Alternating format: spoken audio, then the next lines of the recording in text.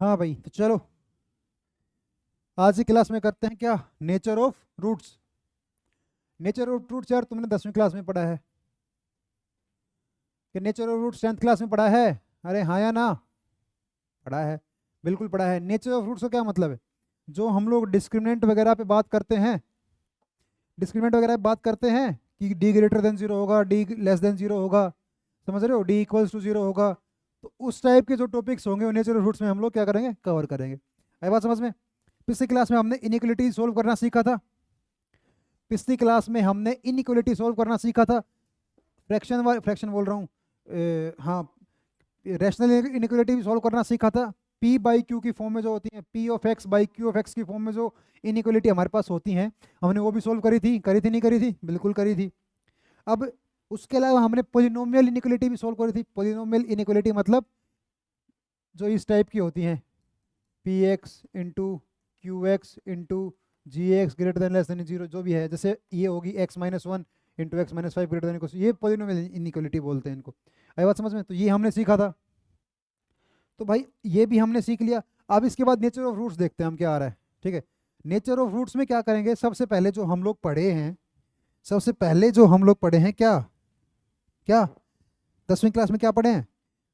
देखो भाई, अगर मेरे पास एक क्वाड्रेटिक इक्वेशन है, अगर मेरे पास एक क्वाड्रेटिक इक्वेशन है, कौन सी, A X square plus B X plus C equals to zero, alpha beta इसके रूट्स हैं, तो क्या क्या पॉसिबिलिटी है, क्या क्या पॉसिबिलिटी है? सबसे पहले तो रूट का जो फॉर्मूला होता है वो क्या होता है भाई साहब?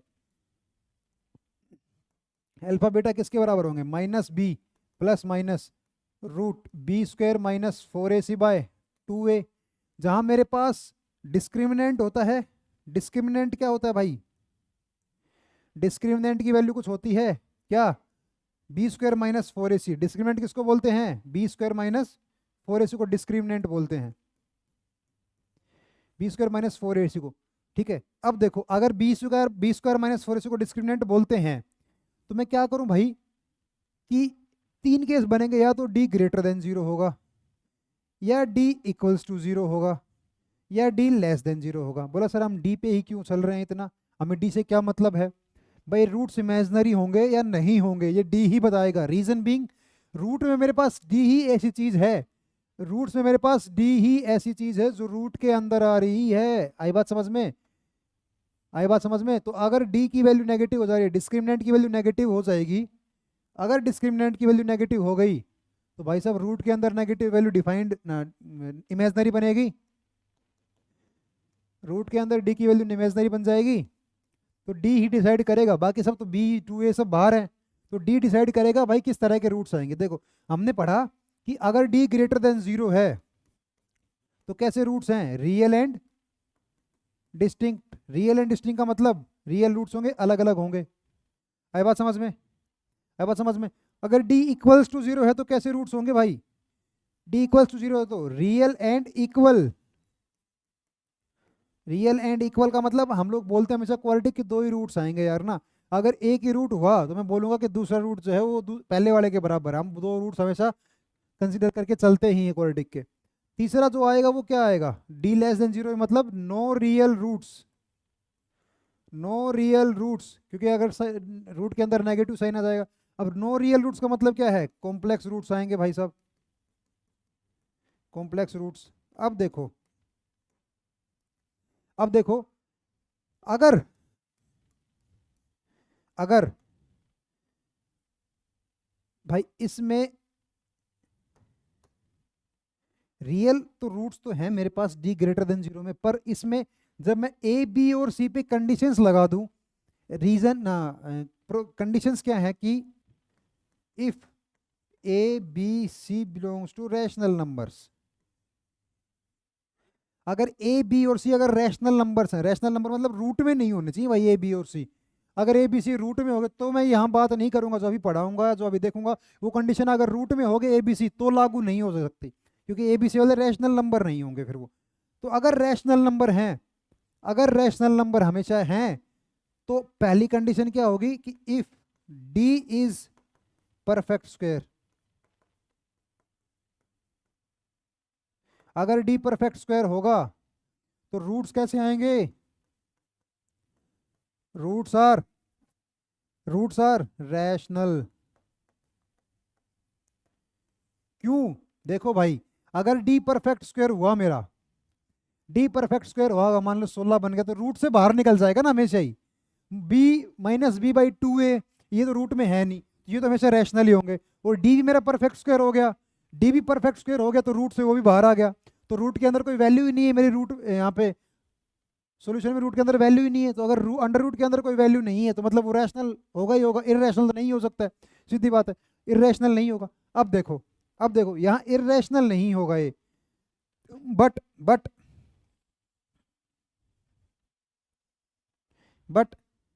ये मेरा पहला। अगर दूसरा मैं बोलूं कि मेरे पास जो डी है भाई वो परफेक्ट स्क्वायर नहीं है, D is not a perfect square. अगर डी परफेक्ट स्क्वायर नहीं है मेरे भाई, इसका मतलब क्या हुआ? डी रूट के बाहर नहीं आएगा, और डी अगर रूट के बाहर नहीं आएगा तो रूट्स कैसे होंगे? इररेशनल। तो रूट्स कैसे होंगे? Roots are irrational. और एक कमाल की बात यह है कि irrational roots always exist. irrational roots always exists in conjugate pairs। In conjugate pairs। भाई साहब conjugate pairs का मतलब क्या है सर? नहीं समझ आ रहा। देखो देखो conjugate pairs का मतलब क्या है भाई? अगर मेरे पास irrational रूट हैं, फॉर एग्जाम्पल मेरे पास रूट्स ये आगे भाई साहब 4 प्लस माइनस रूट 3/2, ये रूट्स आ गए, माइनस बी बाई, मैंने ऐसा कुछ रूट आ गया मेरा, मान लो। अब देखो इररेशनल कॉन्जुगेट पेयर्स का मतलब क्या है कि भाई एक रूट कितना होगा? एक तो होगा 4 प्लस रूट 3/2 और एक होगा 4 माइनस रूट 3/2।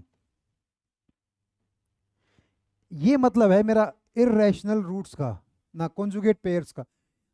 भाई अगर मैं आपको बोलूं कि मेरे को a प्लस रूट बी का कॉन्जुगेट बताओ, तो कॉन्जुगेट क्या होता है? a minus root B.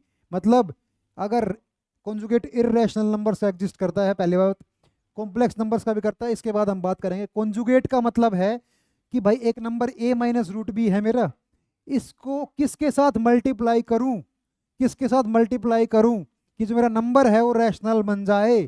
तो a प्लस रूट बी को अगर मैं a माइनस रूट बी के साथ मल्टीप्लाई करता हूं तो a square minus B square की टर्म से मदद से जो b के साथ रूट है वो हट जाता है। तो ये दोनों एक दूसरे के रैशनल कॉन्जुगेट्स कहलाते हैं। मतलब ये दोनों एक कॉन्जुगेट पेयर है मेरा। आई बात समझ में? अगर a प्लस रूट बी मेरे पास है, a प्लस रूट बी का कॉन्जुगेट क्या होगा? a minus root B. a minus root B का कॉन्जुगेट क्या होगा? a plus root B. समझ गया सबको? आगे बात समझ में? तो मैं ये कह रहा हूँ कि भाई अगर डी परफेक्ट स्क्वायर नहीं है तो यहाँ पे रूट के अंदर कुछ ना कुछ रहेगा। रूट्स कैसे आ जाएंगे उसके? इररेशनल आ जाएंगे। अगर स्क्वायर रूट के अंदर कुछ पड़ा है तो रैशनल तो नहीं हो सकता, वो इररेशनल होगा।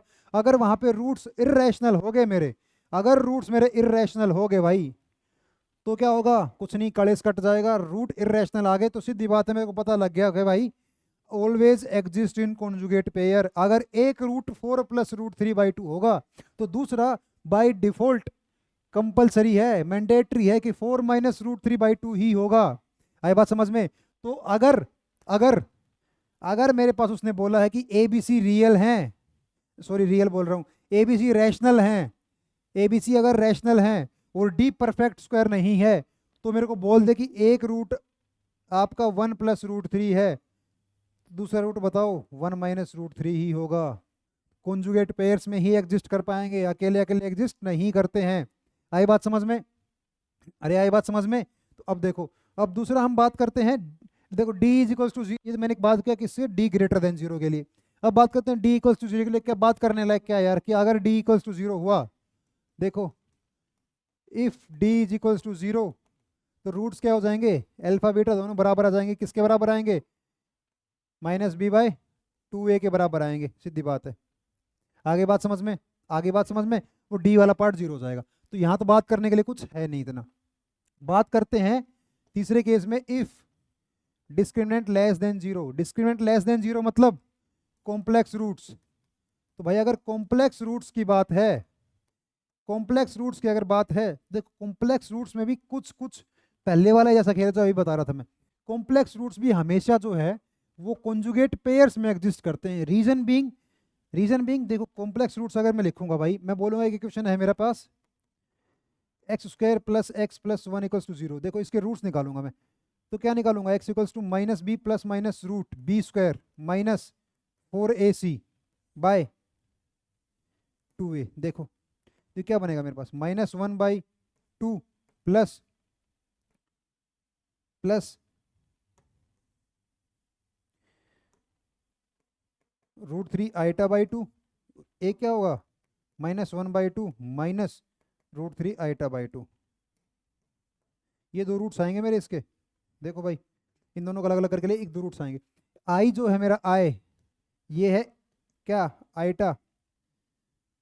तो अगर मेरा एक root a plus I root B की फॉर्म में है, अगर मेरा एक root a plus I root B की फॉर्म में है, रूट जरूरत नहीं यहाँ पे, a प्लस आई बी की फॉर्म में है, तो कंपलसरी मैंडेटरी दूसरा के फॉर्म में होगा a माइनस आई बी।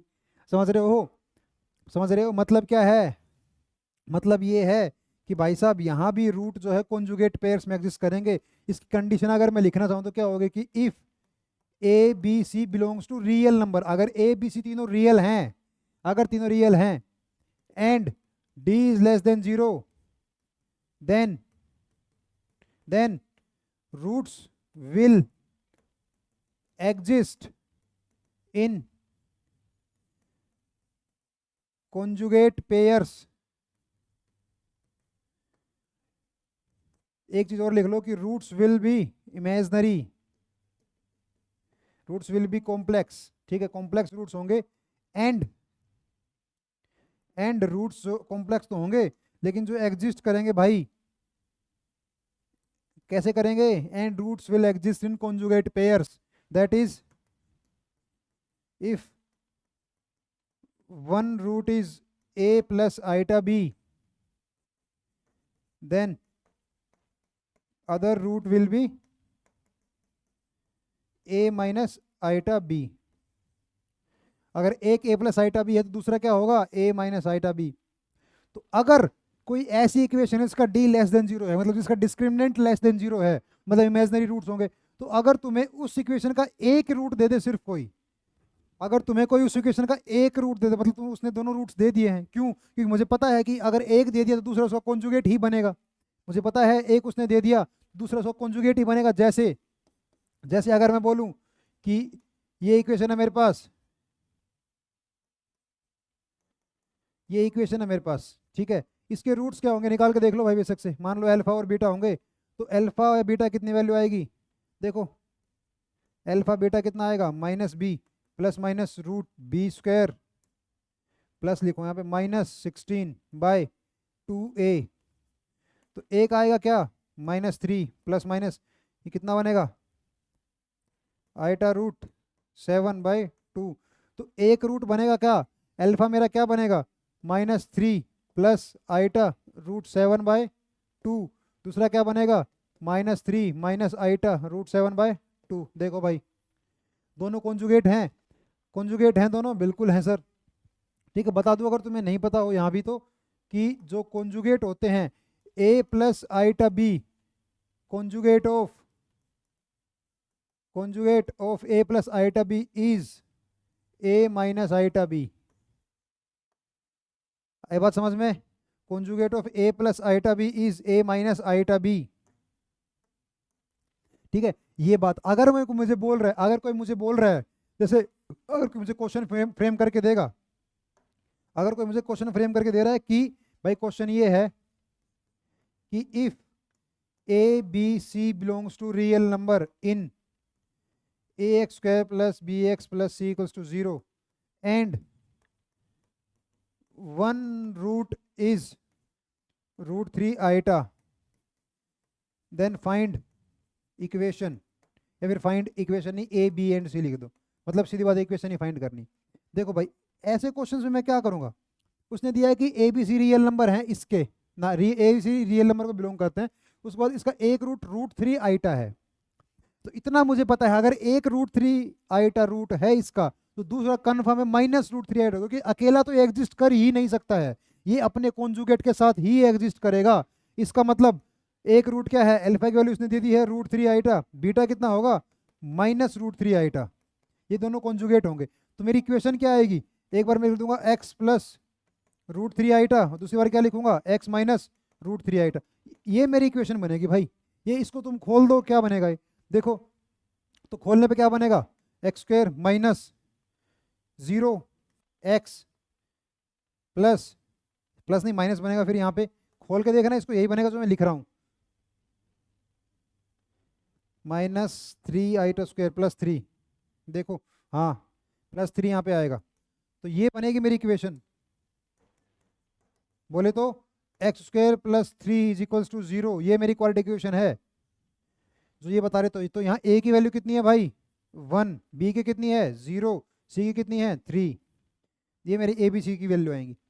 आगे बात समझ में, आगे बात समझ में, क्या समझ में आया कि भाई साहब कभी भी जो रूट्स होंगे, अगर A B C real number हैं तो कभी भी जो रूट्स होंगे वो, कभी जो रूट्स दिए होंगे इमेजिनरी रूट्स, कॉम्प्लेक्स रूट्स अकेले एग्जिस्ट नहीं करेंगे, हमेशा किसके साथ एग्जिस्ट करेंगे अपने कॉन्जुगेट पेयर के साथ। समझ गए, समझ गए।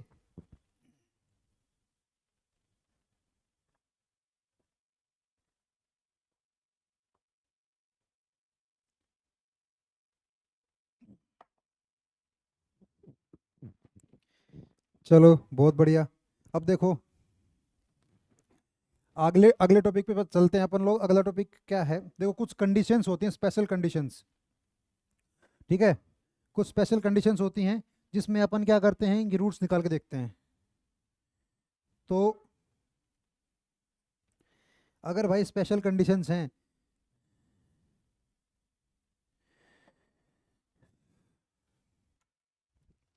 पहली कंडीशन अपना जो एडिंग लिखो, रूट्स अंदर स्पेसिफिक कंडीशंस, रूट्स अंदर पर्टिकुलर कंडीशंस है, स्पेसिफिक कंडीशंस। देखो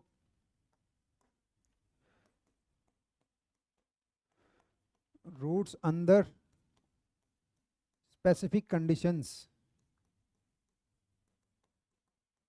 रूट्स अंदर स्पेसिफिक कंडीशंस, पहली क्या है देखो, अगर मैं बोलूँ कि भाई पहली मेरी कंडीशन है कुछ ऐसी कि उसने दिया है कि 1 रूट इज 0, एग्जैक्टली 1 रूट 0, मेरी इक्वेशन है कोई भी ax² plus bx plus c equals to 0, इसका एक रूट 0 है, इसका एक रूट 0, एक रूट 0 इसका मतलब क्या है भाई, अगर इसका एक रूट 0 है तो अगर इसके मैं रूट्स मान लूँ अल्फा और बीटा, अगर इसका एक रूट 0 है तो मतलब अल्फा प्लस 0, ठीक है, क्या वो क्या लिखूंगा मैं, सम ऑफ रूट्स ये, और प्रोडक्ट ऑफ रूट्स में क्या लिखूंगा, एक रूट 0 है तो दोनों प्रोडक्ट क्या होगा 0, 0 क्या होगा c/a, तो यहाँ से मेरे पास c इक्वल्स टू 0 आ गया भाई।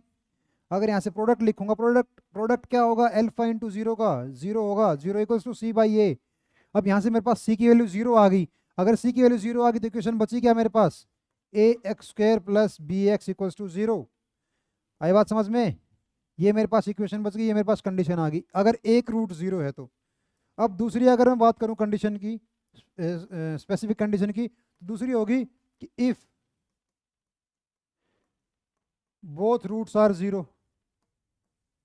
तो भाई अगर दोनों रूट 0 होंगे मेरे पास, और मेरे पास अगर ये दी है मेरे पास ax² plus bx equals to c, अगर दोनों रूट 0 होंगे इसमें, अगर दोनों रूट 0 हुए तो सम ऑफ रूट्स क्या होगा, 0 plus 0 is equals to minus b/a। यहाँ से मेरे पास b कितना आया भाई साहब 0, प्रोडक्ट ऑफ रूट्स कितना होगा 0 c/a, यहाँ से c कितना आया 0, b भी 0 आ गया भाई, c भी 0 आ गया, बोले ये क्या बात है, तो इक्वेशन क्या होगी लिख दो, इक्वेशन क्या आएगी, b और c दोनों 0 हैं, इक्वेशन क्या बनी ax² इक्वल्स टू 0। ये मेरी क्वाड्रेटिक इक्वेशन बनी जिसके दोनों रूट्स 0 हो सकते हैं, 0 हो सकते क्या होंगे ही। आई बात समझ में। अब देखो मैं बात करूं तीसरी की,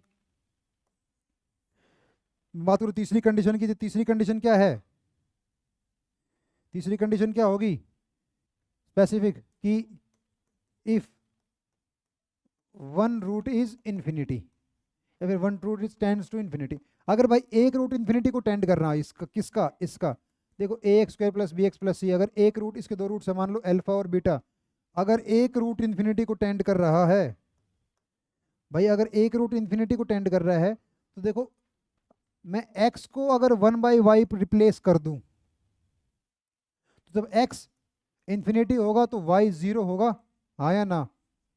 x जब इन्फिनिटी होगा तो y 0 होगा। तो अगर मैं x को 1/y से रिप्लेस कर दूँ तो मेरी इक्वेशन क्या बनेगी, इसमें यहाँ डालूँ तो a/y² plus b/y plus c equals to 0।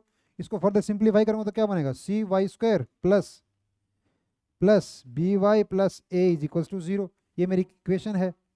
बोला क्या है, एक रूट इन्फिनिटी है, मतलब y की वैल्यू 0 होगी उस रूट पे। तो इसके रूट्स क्या है, एक रूट 0, एक रूट अल्फा मान लेता हूँ कुछ भी। अगर एक रूट 0 है तो भाई a की वैल्यू 0 होगी। इसमें कैसे, अगर यहाँ पे एक रूट 0 मेरे पास दिया है उसने, तो वही बात है, प्रोडक्ट ऑफ रूट्स कितना होगा, 0। प्रोडक्ट ऑफ रूट्स क्या है, 0। यहाँ क्या होएगा a/c, तो मतलब यहाँ से a की वैल्यू कितनी आ गई, 0।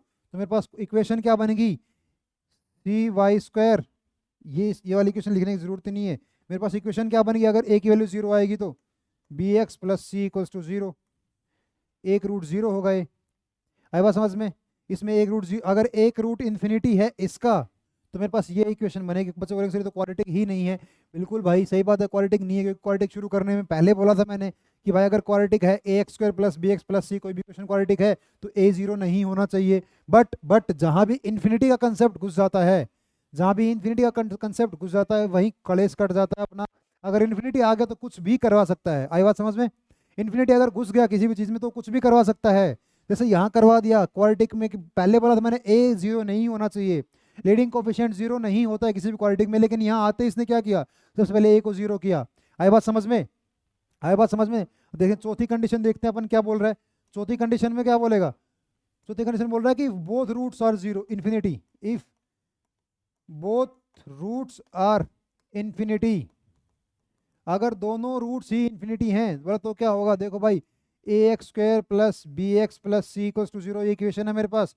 इसमें अगर दोनों रूट्स इन्फिनिटी लिख दूं, दोनों रूट्स अगर इन्फिनिटी लिख दूंगा तो देखो भाई x को 1/y से रिप्लेस कर दे रहा हूँ। अगर x इन्फिनिटी जाएगा तो y क्या जाएगा, 0 पे जाएगा, सही बात है। तो अगर मैं x को 1/y लिखूंगा, पिछले में लिखा, तो मेरे पास ये इक्वेशन बनेगी।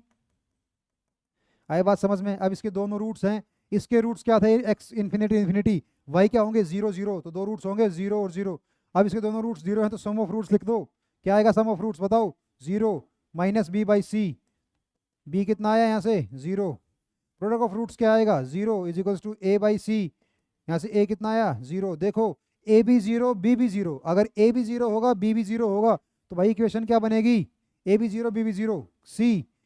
अगर मैं c इक्वल्स टू 0 अब कर दूं तो भाई क्या बनेगा, c इक्वल्स टू, c भी 0 हो गया। यहाँ पे, यहाँ a डालने पे b डालने पे c इक्वल्स टू 0 इक्वेशन आ रही है मेरी।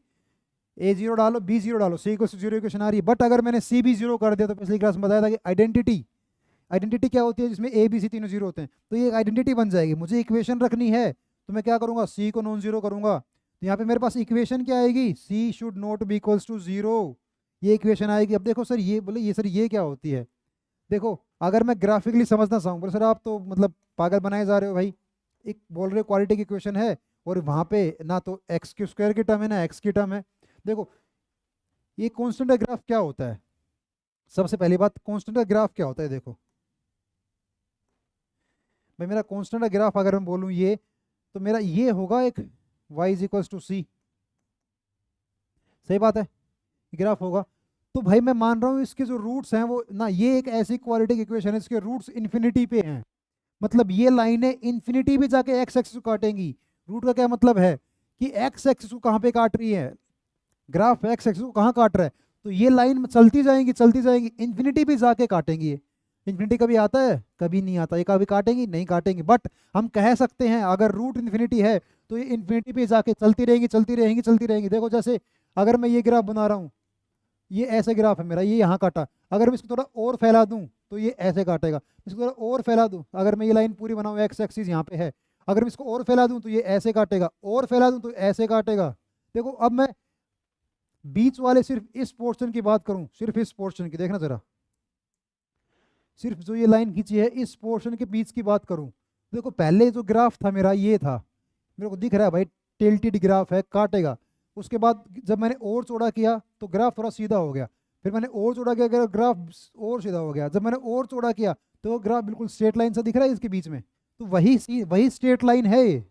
इतने से पार्ट में, क्योंकि इतना सा पार्ट ही कंसिडर करूंगा, ऑब्वियस सी बात है। अब मैं बोल रहा हूँ इन्फिनिटी पे काट रहे हैं, ये वाला ग्राफ तो एक यहाँ काट रहा है, एक यहाँ काट रहा है, तो ये तो इन्फिनिटी भी नहीं है।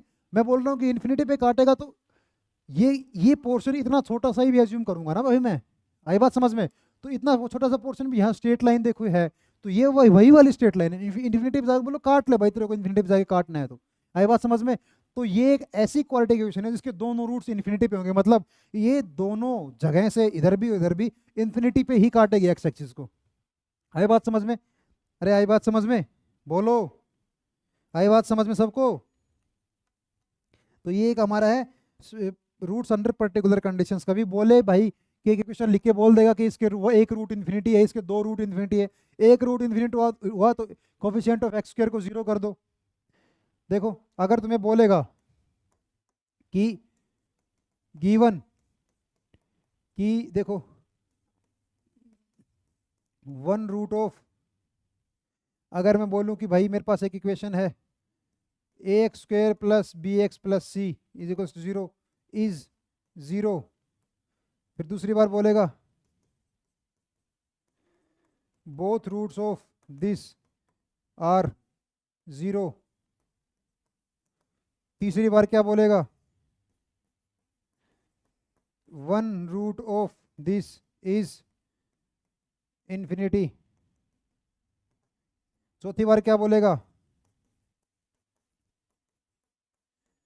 Both roots of this are infinity. क्या करना है भाई इन सब में, इन सब में क्या करना है? बोला कुछ नहीं करना, मेरे पास इक्वेशन दी होगी A X square plus B X plus C equals to zero. अगर ये एक इक्वेशन दी होगी तो करना क्या, अगर इन्फिनिटी बताया, अगर बोला एक रूट जीरो है तो उठा के सी को जीरो के बराबर कर दो, बोला कि दोनों रूट जीरो हैं तो बी को भी जीरो कर दो एंड सी को भी जीरो कर दो, बोला कि एक रूट इन्फिनिटी पे है तो भाई ए को जीरो कर दो, बोला कि दोनों रूट इन्फिनिटी हैं तो भाई ए को भी जीरो कर दो और बी को भी जीरो कर दो, बस सीधी बात है। अरे आई बात समझ में? ये मेरे पास कंडीशंस हो गई इनकी, ये मेरे पास क्या होगी इनकी कंडीशंस हो गई। कोई इक्वेशन दे देगा, सीधी कहीं पूछेगा एक रूट इन्फिनिटी है, उठा के फटाफट ए को जीरो बराबर कर दो, वहां से कुछ वेरिएबल देगा उसकी वैल्यू आ जाएगी हमारे पास। आ गया? आ गया भाई?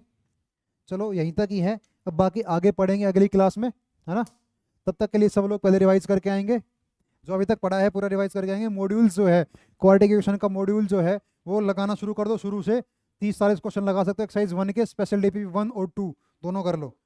दोबारा बोल रहा हूँ, एक्सरसाइज 1 के 30 से 40 क्वेश्चन लगा सकते हो पहले, एक्सरसाइज 1 के 40 क्वेश्चन। मॉड्यूल में मॉड्यूल में मॉड्यूल में एक्सरसाइज 1 40 क्वेश्चन लगा सकते हो आराम से, और स्पेशल डीपीपी वो पहला एंड दूसरा कर सकते हो, ये दोनों कर देना। किसका? क्वाड्रेटिक इक्वेशन का। आई बात समझ में? मॉड्यूल में क्वाड्रेटिक इक्वेशन का ये कर सकते हो और कर लेना, ठीक है। एक्सरसाइज 1 के 40 क्वेश्चन और स्पेशल डीपीपी की पहला और दूसरा कर सकते हो, कर लो। चलो अगली क्लास में मिलते हैं।